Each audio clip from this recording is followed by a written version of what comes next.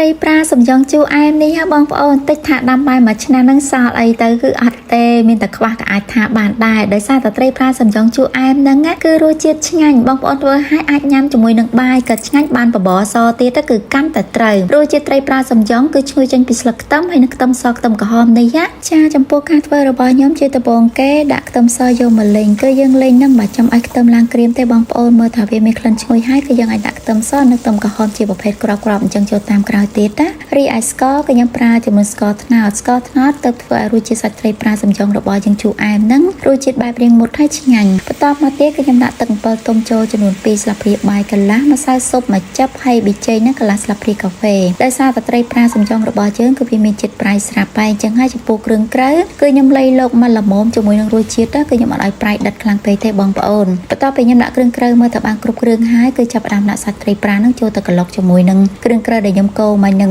យើងកូរតាមមួយផ្លែទេគឺវាខាំល្មួតជាមួយនឹងគ្រឿងនឹងជាប់ធ្វើឲ្យសាច់ត្រីនេះវាកាន់តែចូលជាតិបានល្អរីឯខ្ទឹមសខ្ទឹមក្រហមអីហ្នឹងបងប្អូននិយាយទៅដូចបន្លែអញ្ចឹងពេលដែលយើងដាក់ច្រើនលេងជាមួយនឹងខ្ទឹមសដែលយើងច្រាំដំបូងគេហ្នឹងគឺធ្វើឲ្យសាច់ខ្ទឹមហ្នឹងវាមានជាតិផ្អែមហើយក្លិននឹងឈ្ងុយទៀតពេលដែលយើងញ៉ាំប៉ះមកក្របទៅចំណែកឯស្លឹកខ្ទឹមវិញបន្ទាប់ពីយើងលេងសាច់ត្រីនេះមើលតែវាចូលសព្វជាមួយនឹងគ្រឿងហើយចុងក្រោយគេហ្នឹងចាំយើងដាក់ស្លឹកខ្ទឹមចូលហើយនឹងម្ទេសចូលតាមក្រោយគឺរៀបរាល់ជាការស្រេចយើងអាចដួសយកមកញ៉ាំបានណាបងប្អូនមួយមុខហ្នឹងនិយាយទៅពេលដែលធ្វើឲ្យក្តៅអញ្ចឹងបានញ៉ាំជាមួយនឹងបបរសឬក៏បាយបែបរៀងក្តៅអីទៀតគឺឆ្ងាញ់ណាស់បងប្អូនរសជាតិសាច់ត្រីគឺមានជាតិមែនទែនអញ្ចឹងហើយសម្រាប់មួយមុខនេះជូនចំពោះបងប្អូនចង់ចំណាយលុយធ្វើអស់តិចហើយទទួលបានមុខម្ហូបដែលឆ្ងាញ់ណាស់កុំភ្លេចសាកធ្វើត្រីប្រាសំយ៉ងជូរអែមមួយមុខនេះញ៉ាំទៅធានាឲ្យថារបៀបធ្វើក៏ងាយស្រួលរីឯរសជាតិហ្នឹងក៏បានឆ្ងាញ់ទៀតសាច់ត្រីប្រាសំយ៉ងគឺខ្ញុំចូលចិត្តទិញអាកន្លែងពោះវាមានខ្លាញ់ហ្នឹងបងប្អូនពេលដែលយើងកាត់កង់ហើយជៀនវាបែបរៀងក្រៀម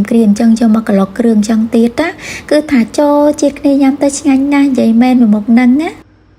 គ្រាន់តែមេឃធ្លាក់ភ្លៀងមកបងប្អូននឹកឃើញមុនគេគឺជាម្ហូបបែបនេះនិយាយទៅមុខម្ហូបហ្នឹងគឺឆ្ងាញ់ណាស់ជាពិសេសការធ្វើហ្នឹងអត់សាំញ៉ាំទៀតដោយសារតែយើងមានតែបន្លែតែបន្តិចបន្តួចទេហើយបន្លែ3 4មុខដែលខ្ញុំយកមកផ្ទាប់ហ្នឹងគឺត្រូវរសជាតិគ្នាណាស់ជាមួយប្រភេទបុកត្រីកំមុងបែបហ្នឹងបងប្អូនត្រីចំហុយពេលនេះគឺខ្ញុំទិញអស់ 5,000 រៀលហើយត្រីហ្នឹងនិយាយទៅបងប្អូនគឺគេយកមកថ្មីអញ្ចឹងសាច់ត្រីអត់សូវប្រៃខ្លាំងទេគឺយើងចៀនឲ្យវាក្រៀមទាំងសងខាងមកណារីឯខ្ទឹមសខ្ទឹមក្រហមហើយនិងម្ទេសហ្នឹងគឺយើងត្រូវការយកវាមកលេងបែបនេះសិនយើងលេងមើលតែខ្ទឹមហើយនឹងម្ទេសនេះវាឆ្អិនហើយគឺយើងអាចយកមកបុកបានណៃខ្ទឹមសខ្ទឹមក្រហមបងប្អូនដាក់ឲ្យច្រើនដូចខ្ញុំចឹងមកទៅមានក្លិនឈ្ងុយល្អពេលដែលខ្ញុំបុកខ្ទឹមសនិងម្ទេសនេះមើលថាបានចូលសព្វខ្ញុំចាប់ផ្ដើមដាក់សាច់ត្រីខ្ញុំឈានមិញហ្នឹងគឺយើងបេះយកឆ្អឹងចេញយកមកបុកមករីឯប្រហុកវិញគឺខ្ញុំប្រើរៀងចាស់បន្តិចហើយបងប្អូនត្រូវការរសជាតិប្រហុកច្រើនណោះចំពោះប្រហុកពេលដែលយើងយកមកអាំងអញ្ចឹងគឺក្លិនឈ្ងុយទៀតណារីឯគ្រឿងទេសមានដូចជាម្សៅស៊ុបប៊ីចេងចំពោះស្ករគឺខ្ញុំប្រើជាមួយនឹងស្ករត្នោតគ្រាន់តែដាក់សាច់ប្រហុកអាំងនេះចូលភ្លាមមកបងប្អូននិយាយពីថាក្លិនហ្នឹងចាប់ដើមឈ្ងុយចេញមកបដា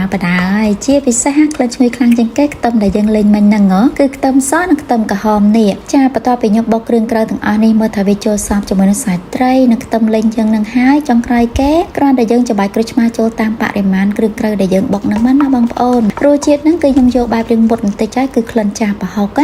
រសជាតិបែបរៀងជូរប្រៃផ្អែមតិចទេចំណែករឿងលក់វិញគឺមានតែ4មុខឯដែលខ្ញុំញ៉ាំបន្ទាប់ជាមួយហ្នឹងស្អំអាណងហើយនឹងតកួននេះគឺជាបន្លែឆ្អិនរីឯបន្លែឆៅវិញគឺមានតែមួយមុខទេគឺជាតសក់នឹងឯងបងប្អូននិយាយទៅចំពោះបន្លែឆ្អិន3មុខហ្នឹងគឺញ៉ាំឆ្ងាញ់ណាស់ជាប្រភេទបុកអញ្ចឹង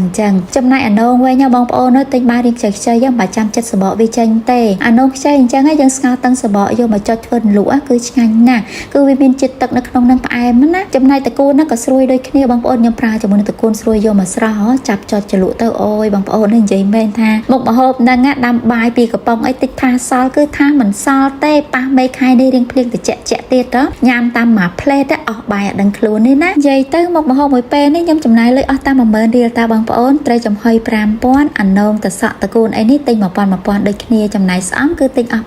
2000សរុបទៅអស់ 10000រៀលបានមុខម្ហូបឡើងឆ្ងាញ់